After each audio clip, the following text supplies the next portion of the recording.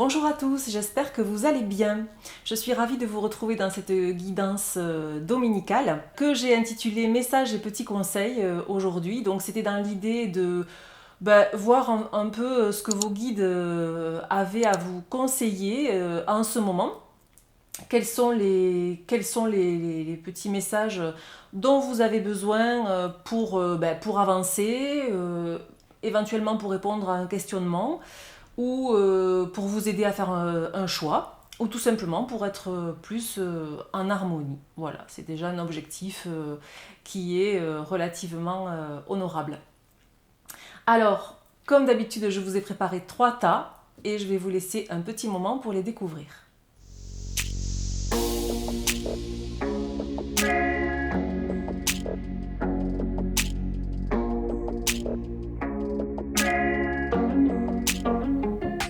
Alors, pour vous aider à choisir, aujourd'hui, j'ai choisi d'utiliser des petits mots qui sont issus du petit oracle de l'intuition de Corinne Madeleine, que j'aime beaucoup, beaucoup, dont je me sers très souvent. Et voilà, donc, pour le premier tas, j'ai choisi le mot... Enfin non, j'ai pas choisi, j'ai tiré le mot intuition. Pour le deuxième tas, âme sœur. Et pour le troisième tas, le mot plaisir. Donc si vous avez fait votre choix, eh bien nous démarrons sans plus attendre.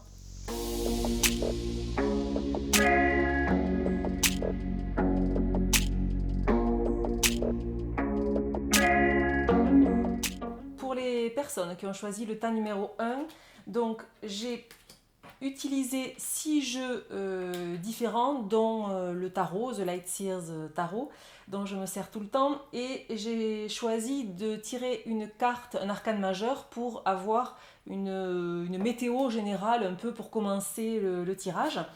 Et vous, c'est formidable parce que vous avez comme énergie principale le soleil, qui est une magnifique carte qui, vous le voyez, est extrêmement lumineuse, chaleureuse.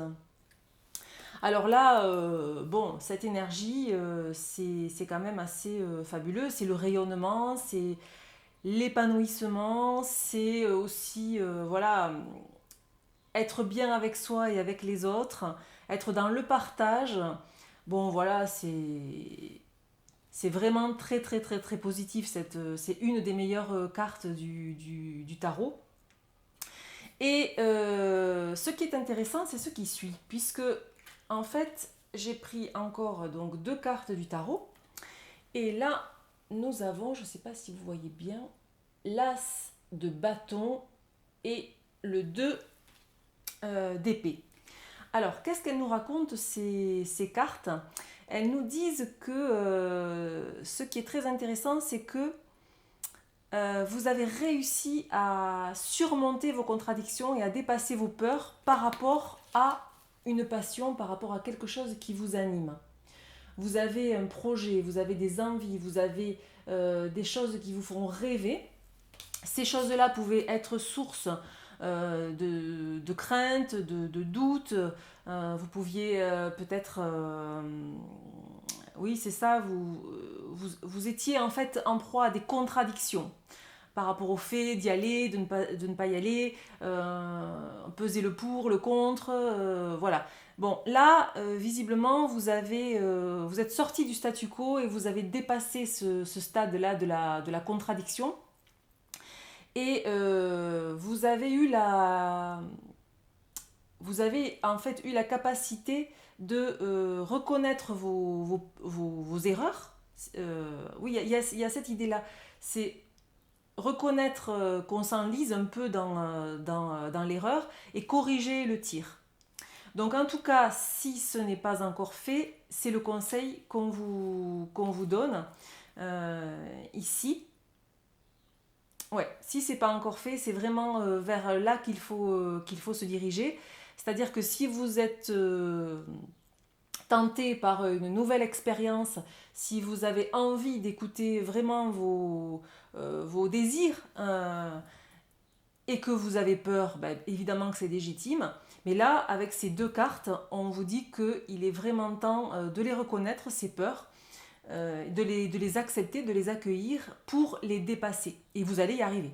Donc c'est ça qui est intéressant. Les deux cartes suivantes sont aussi liées, donc ça c'est assez drôle, j'aime bien quand les tirages sont cohérents comme ça. Donc on a la carte de la prière qui est issue de l'oracle des... Je ne sais plus comment il s'appelle.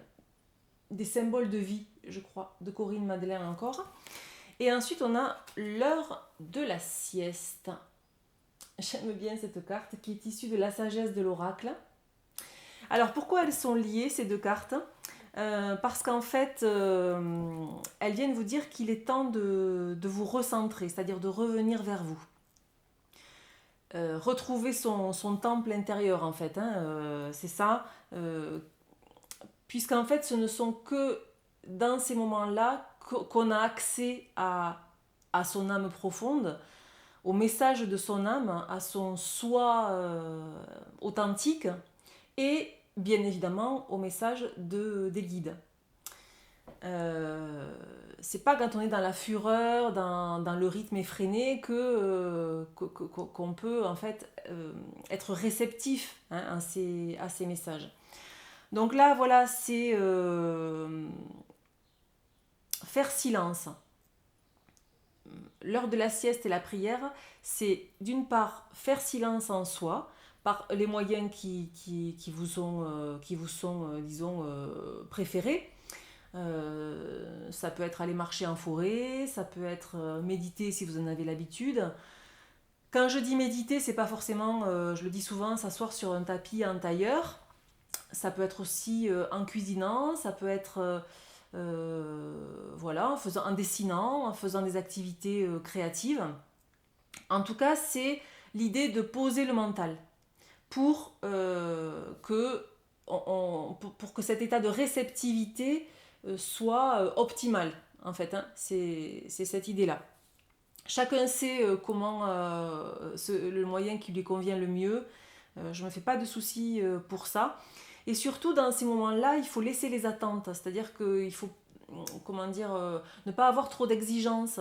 Ne partez pas marcher en forêt 2 heures en vous disant « je veux un message, je vais revenir, je vais avoir un message ». Non, alors là c'est contre-productif.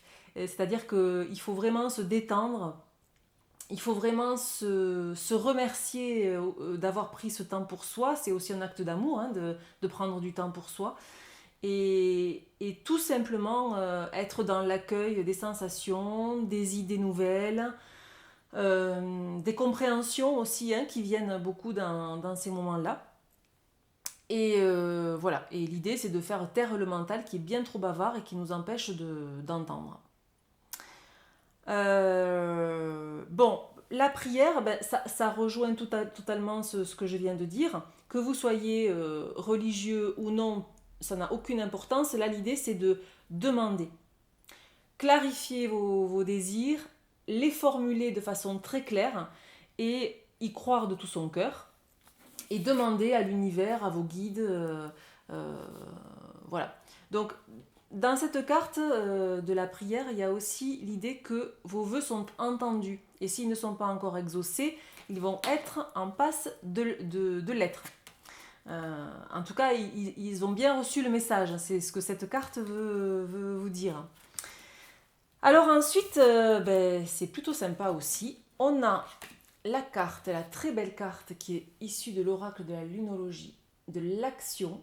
Vous voyez cette carte comme elle est très belle, qui est complétée par la carte de la chance.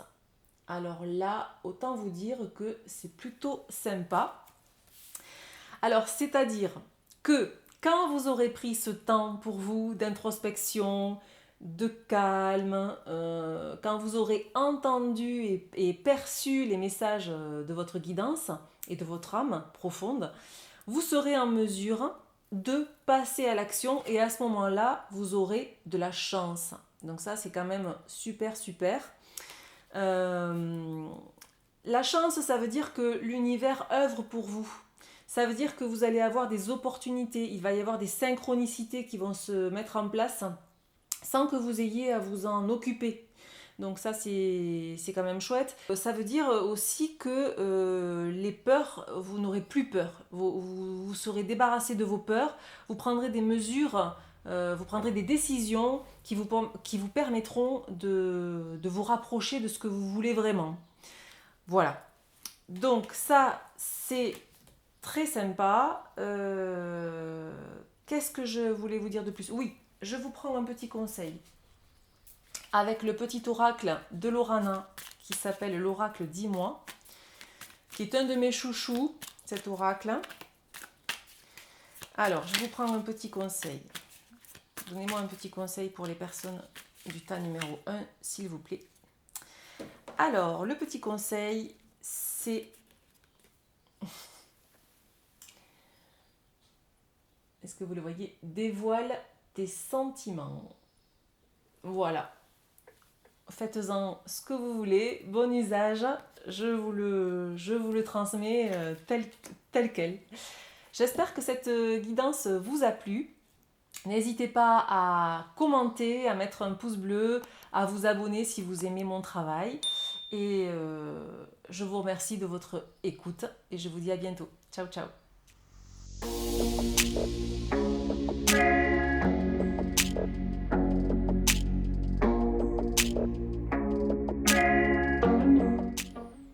Pour les personnes qui ont choisi le petit mot, enfin la petite carte âme sœur, alors on démarre. Donc j'ai pris comme énergie principale une arcane majeure du tarot pour, disons, donner une météo générale à votre tirage aujourd'hui. Et vous, eh bien, vous avez la roue de la fortune. Peut-être connaissez-vous cette carte qui nous parle de cycle de vie, qui nous parle d'accepter les hauts et les bas, le fait que rien ne soit permanent, que tout change et que si nous sommes dans une situation difficile, ben, nous savons qu'elle prendra fin à un moment donné. Rien n'est figé et voilà, donc pas de raison de désespérer.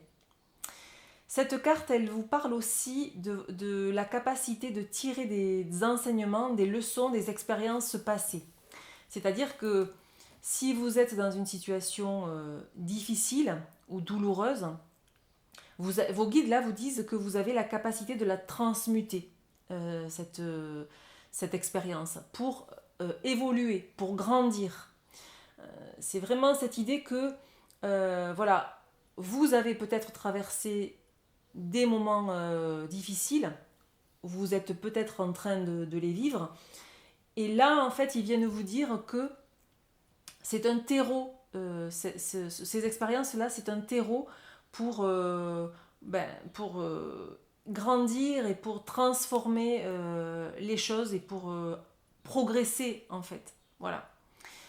Il y a l'idée aussi que vous pouvez couper court à un cycle et sortir des schémas répétitifs. Si vous avez l'impression que c'est votre cas, que vous vivez quelque chose de cyclique, quelque chose de... Vous reproduisez un schéma, cette carte vient vous dire que il est temps pour vous, vous avez la capacité de sortir, de couper ce schéma. Ouais, c'est ça. Donc, cette carte, elle est complétée par deux cartes du tarot que j'ai prises ensuite. Donc, nous avons le cavalier d'épée, de bâton, pardon, le cavalier de bâton, et le 2 de coupe. Alors, ces cartes, elles sont sorties à l'envers dans le tirage.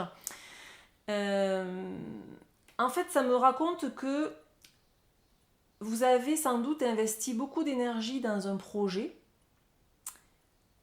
Vous avez beaucoup travaillé, vous avez fourni beaucoup d'efforts et ce projet n'a peut-être pas abouti ou en tout cas n'a pas répondu à vos attentes, à vos espérances.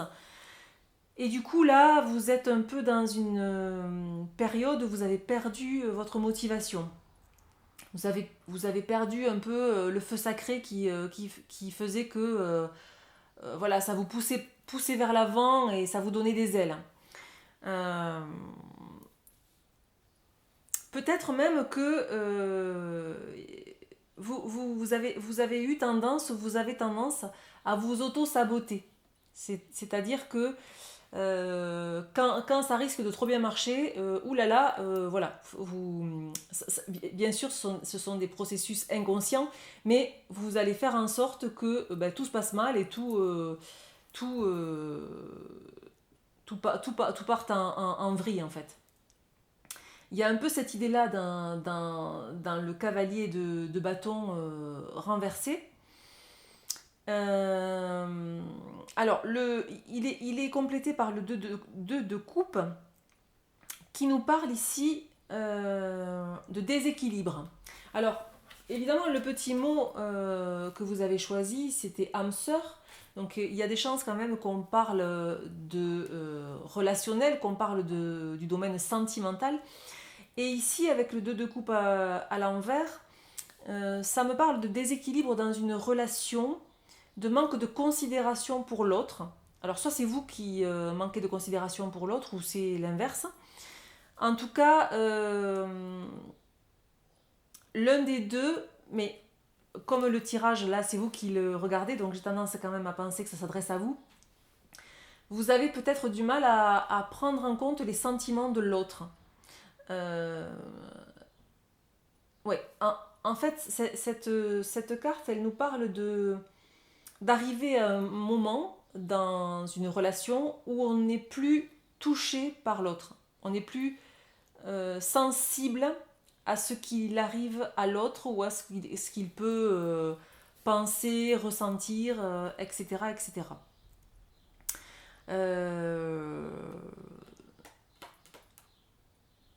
Ouais, donc ça correspond à la roue de la fortune dans le sens où, ben, bon, là, on va pas se mentir, vous devez sans doute être dans un moment qui est un peu down. C'est pas foufou quand même. Et ouais, vous êtes sans doute dans cette situation-là dont vous savez pas trop comment vous défaire. Alors, la carte suivante, c'est l'orphelin. Elle est issue de l'oracle, de la sagesse de l'oracle. Et justement, cette carte, qui est complétée par celle-ci, la carte de l'avidité, un très beau loup qui hurle à la lune. Alors, ces deux cartes, elles sont tout à fait cohérentes avec avec le début du tirage, dans le sens où la première nous parle de perte, de crise existentielle en fait. Hein. Et là, le conseil de vos guides, il est très clair. C'est-à-dire qu'il vous exhorte à reconnaître que vous n'êtes pas au plus à votre place. Vous êtes dans l'incertitude, vous êtes dans une sorte de tempête émotionnelle. Et là, voilà, on vous dit que il est temps de reconnaître que vous n'êtes plus à votre place. Le conseil en fait qu'il vous donne pour vous sortir de cette ornière, eh ben, c'est simplement d'être fidèle à vos vérités et à vos valeurs. Ça paraît tout bête de le dire comme ça, mais c'est extrêmement important. Ça peut être extrêmement douloureux à réaliser, à manifester, mais en tout cas, c'est la seule voie de salut. C'est-à-dire que, ben, au fond de vous, vous savez quelle est la solution, vous savez ce que vous avez à faire, vous savez ce qui vibre avec vous, ce qui est aligné avec qui vous êtes, vos valeurs, vos croyances profondes. Et là, ben, tout simplement, ils viennent vous dire que il est temps de passer à l'action, il est temps d'acter des décisions. Voilà, tout simplement. Euh, alors, la carte du loup, elle vient nous parler de la qualité de vos pensées. C'est-à-dire que un des grands principes en spiritualité, c'est ce que l'on nourrit grandit. Bon, alors, une fois qu'on a dit ça, ça veut dire qu'en fait, il ne faut pas laisser la frustration et le manque dicter vos actions. Ça veut dire que il faut faire attention à la qualité de vos pensées, plutôt vous focaliser sur ce que vous désirez et ce vers quoi vous voulez aller, que sur ce que vous ne voulez plus, ou disons de sombrer dans la plainte, la critique, qui finalement, c'est le principe de la loi d'attraction, hein, tout simplement. Plus vous vous plaignez, plus vous émettez des critiques, plus vous focalisez sur ce qui vous fait peur, et plus vous l'attirez dans votre vie. Donc là, le conseil vraiment, là, avec cette carte, voilà, c'est de focaliser vos pensées sur ce que vous voulez et non pas sur ce que vous ne voulez pas. C'est assez simple à comprendre. Alors, vous, en fait, la voie du bonheur, si je puis dire, eh ben, il semblerait que ça passe d'abord par le lâcher-prise et ensuite, autre conseil précieux de vos guides, le pardon. Alors évidemment, ces deux cartes sont en correspondance. Le lâcher-prise, ben voilà, il vous conseille de laisser aller, de ne pas lutter en fait. Hein. Le lâcher-prise, en fait, on en parle tout le temps. On le voit écrit partout. Il y a énormément de publications qui en parlent. Bon, moi, en tout cas, la définition que je peux en donner, mais elle ne vaut que pour moi-même, finalement, je vous la partage, mais ce n'est que la mienne, c'est simplement arrêter de s'inquiéter, c'est ça, arrêter de s'inquiéter, laisser aller, sans remettre à plus grand que nous, en fait, hein. C'est-à-dire, voilà, on confie à l'univers la problématique que l'on a, en, en se disant bien que on a une confiance absolue dans le processus. Voilà. On remet notre problématique dans les mains de l'univers, de nos guides, de Dieu, de qui on veut. Et voilà, on lâche, on passe à autre chose, on attend que ça se passe. Et voilà, pour moi, c'est ça le lâcher-prise. C'est tout le contraire du contrôle et de la peur. Alors, on a tendance à vouloir tout contrôler, on est beaucoup à être dans cette énergie de contrôle. Et ici, c'est vraiment ce travail, c'est pour ça que je dis que c'est pas facile, ce travail, c'est vraiment de lâcher le contrôle. Bon, et le pardon, alors, le pardon, on a souvent tendance à penser aux autres, à la personne, tout de suite on va penser à quelqu'un que l'on doit pardonner. Or ici, ça nous parle de nous-mêmes. C'est-à-dire que pour avancer et pour guérir émotionnellement, il faut se pardonner d'abord à soi-même. Se pardonner, c'est faire preuve de bienveillance. Se dire que oui, on a agi de telle ou telle façon, oui, on aurait pu agir différemment, mais à ce moment-là, on ne pouvait pas faire autrement. C'est assez fort en fait comme idée, mais c'est vraiment ça, c'est se dire que à ce moment-là, là où nous en étions, avec notre niveau d'éveil, avec notre niveau de compréhension des choses, on ne pouvait pas agir différemment. Voilà. Donc une fois qu'on a intégré ça, eh ben, il est bien plus facile de se pardonner soi-même les erreurs que l'on considère avoir commises. Alors, évidemment qu'il peut s'agir aussi du pardon à quelqu'un d'autre. Et là, le conseil de vos guides, c'est... Enfin, l'enseignement, je dirais plutôt, c'est que le pardon libère. Tant que vous avez de la rancune, que vous avez de la colère envers quelqu'un, vous entretenez le lien, vous restez attaché en quelque sorte à cette personne. Dès lors que vous le pardonnez, vous coupez ce lien. Ça me fait très, très, très fortement penser à l'exercice des bonhommes allumettes, que je vous partagerai si ça vous intéresse. D'ailleurs, mettez-moi en commentaire si ça vous intéresse, on en reparlera des bonhommes allumettes.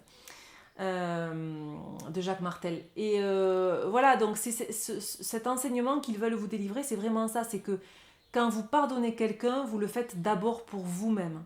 D'abord par amour pour vous et par respect en fait, hein, c'est tout simplement ça, par respect de soi. Pour terminer, je vous prends un petit conseil de l'oracle 10 mois de Lorana, qui est un de mes oracles chouchou. Alors, un petit conseil s'il vous plaît pour les personnes qui ont choisi le tas numéro 2. Alors, j'aime bien quand les cartes sautent. Ils me font ça souvent. Allez, hop. Allez, un petit conseil qui fait du bien. Hop, et qui parle d'action et qui vous dit « Aie confiance en toi ». Voilà. Donc prenez-le, voilà, c'est un petit cadeau de vos guides pour vous. J'espère que cette guidance vous a plu. Commentez, n'hésitez pas. Mettez un petit pouce bleu si vous aimez mon travail. Et voilà, je vous remercie de votre écoute. On va passer au tas numéro 3. Merci.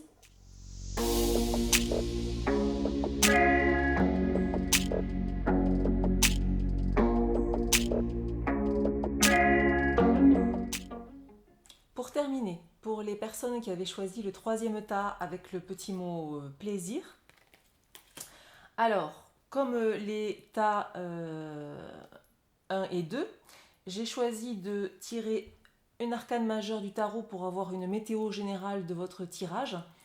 Et ensuite, donc, plusieurs cartes de plusieurs jeux, comme je l'ai dit en introduction. Donc, vous, votre énergie générale, c'est la justice. Donc, je vous la montre, cette carte. Alors, de quoi elle nous parle, cette carte ? Elle nous parle de prendre ses responsabilités. C'est-à-dire que là, vos guides vous disent qu'il faut être juste envers vous-même et par rapport aux autres. Il faut peser le pour et le contre d'une situation et agir avec droiture et moralité. Voilà, il faut, dans la situation qui vous préoccupe, être intègre, aligné avec vos valeurs et agir en conséquence. Voilà, ça c'est vraiment le message, j'allais dire, essentiel de votre tirage. On va voir comment il se décline ensuite. En tout cas, c'est être honnête, être franc, par respect de soi d'abord, et puis par respect pour les autres ensuite, par voie de conséquence. Alors, cette carte, elle est complétée par 2 autres que j'ai tirées du tarot. Donc la première, c'est le 4 d'épée, qui est en fait lié étroitement au 9 de pentacle, ici. Donc dans un cas, nous sommes dans le mental, les épées désignent le mental, et les pentacles, ce sont les biens matériels, en fait, la richesse. Alors, quel est le rapport, me direz-vous ? Alors, le rapport, il est que là, les conseils de vos guides sont que vous avez besoin de vous remettre en question par rapport à cette situation. C'est-à-dire qu'ils vous disent il faut un peu vous secouer, penser par vous-même, sortir de vos habitudes pour évoluer. Là, il s'agit de changer vos modes de pensée. Donc ça rejoint en fait la justice, c'est-à-dire que pour être dans cette intégrité et pour prendre vos responsabilités, ben là voilà, il faut remettre en cause certaines choses, bousculer un peu les choses établies. Oui, c'est ça, bousculer les choses établies et vraiment voilà, changer votre mode de pensée par rapport à quelqu'un ou par rapport à une situation. Et si vous le faites, Donc on a le 9 de Pentacle qui suit, et le 9 de Pentacle, c'est la voie de l'accomplissement. C'est être en paix avec soi-même. Voilà. Alors, il y a l'idée de profiter, bien sûr, des biens matériels, d'être dans le confort, etc. Mais ici, moi, je ressens vraiment que c'est une histoire de paix intérieure, c'est-à-dire être bien avec soi-même, avoir agi correctement, de façon honnête et franche, et du coup, pouvoir dormir sur ses deux oreilles. Voilà, c'est un peu cette idée-là que moi je perçois dans ce trio de cartes. Alors, il est complété ce trio par la jolie carte Les Destinées. Donc cette carte, elle est issue de l'oracle de la sagesse de l'oracle. Alors les destinées, bien sûr, ce qui est intéressant, c'est ici que cette carte, elle est liée à celle du changement, qui est une très belle carte. J'aime beaucoup ces cartes-là. C'est l'oracle de la lune de Stacy Demarco. Alors c'est intéressant cette corrélation parce que les destinées, évidemment, ça nous parle de changement, mais ça nous parle de karma. C'est-à-dire que là, dans votre vie en ce moment, les choses bougent, l'univers est à l'œuvre, et ce sont des choses que vous ne contrôlez pas, qui sont inévitables, qui sont plus fortes que vous, en fait, ou que votre volonté. Donc voilà, ce sont des choses qui se trament, qui se tissent dans les plans subtils et sur lesquels vous n'avez pas de contrôle. Oui, alors effectivement, ici, ça me fait penser à la fameuse prière de la sérénité qui dit « Donnez-moi la sérénité d'accepter les choses que je ne peux pas changer, le courage de changer les choses que je peux et la sagesse d'en connaître la différence. » C'est exactement ça, on est en plein. C'est-à-dire que là, voilà, vous n'avez pas le choix que d'accepter ce qui vient et comment ça se manifeste. Alors, les deux cartes ensemble évoquent aussi le fait de, comment dire, travailler avec les événements et non pas contre eux. Il est inutile de lutter, il est plutôt conseillé d'accompagner les changements en comprenant bien que de toute façon, ils sont inéluctables. Voilà, c'est vraiment cette idée-là. Et aussi, étant donné que c'est l'univers qui est à l'œuvre, vos guides là vous disent d'accepter le mystère, la part de mystère qui réside dans tous ces processus finalement qui sont à l'œuvre dans la vie de chacun. Alors, ce karma et ces changements, ils vont concerner la maison, puisque c'est la carte que nous avons ensuite. Alors la maison, bien évidemment, ça évoque le cocon familial, le foyer, l'amour. Ça peut désigner un projet de construction au sens propre. Ça peut désigner aussi le rassemblement d'une famille, l'accueil d'un enfant, une famille recomposée, enfin en tout cas tous les événements qui peuvent se produire au sein de la famille, et Dieu sait qu'ils sont nombreux. Et ce qui est plutôt sympa ici, c'est que la carte de la maison, elle est recoupée par celle du bonheur. Ce qui veut dire que en acceptant le karma et le changement qui sont en train de se produire, voilà, vous allez accéder au bonheur dans le domaine de votre foyer. Donc ça, c'est plutôt sympa. Et là, c'est vraiment l'idée d'une harmonie retrouvée. C'est-à-dire qu'après des moments difficiles, on retrouve une harmonie, on retrouve une sérénité qu'on avait peut-être perdue en route. Et là, le message de vos guides, il est très clair, c'est carpe diem, c'est-à-dire profitez de l'instant présent. Autorisez-vous à être heureux, c'est ce qu'ils disent. Et voilà, c'est s'amuser, se faire plaisir. Voilà, tout simplement. Donc ce sont des messages qui sont plutôt positifs. Je vous prends un petit conseil avant de terminer avec le petit oracle 10 mois qui est l'oracle de Lorana. Ah, ben voilà, elle a sauté. Donc je la prends. Donc c'est une carte qui concerne le mental et qui vous dit, je ne sais pas si vous la voyez, pardon, je vais faire le focus, qui vous dit n'oublie pas. Alors cette carte pour moi, vous l'interprétez comme vous voulez, mais elle fait écho je pense avec la justice qui était la première carte du tirage. N'oublie pas d'être juste, de prendre des décisions qui soient intègres et n'oublie pas d'être franc. Voilà, pour moi ça résonne, c'est totalement en cohérence. J'espère que cette guidance vous a plu. N'hésitez pas à la commenter, à mettre un petit pouce bleu, à vous abonner si vous avez envie pour soutenir mon travail. Je vous remercie de m'avoir écouté et je vous dis à très bientôt. Ciao ciao.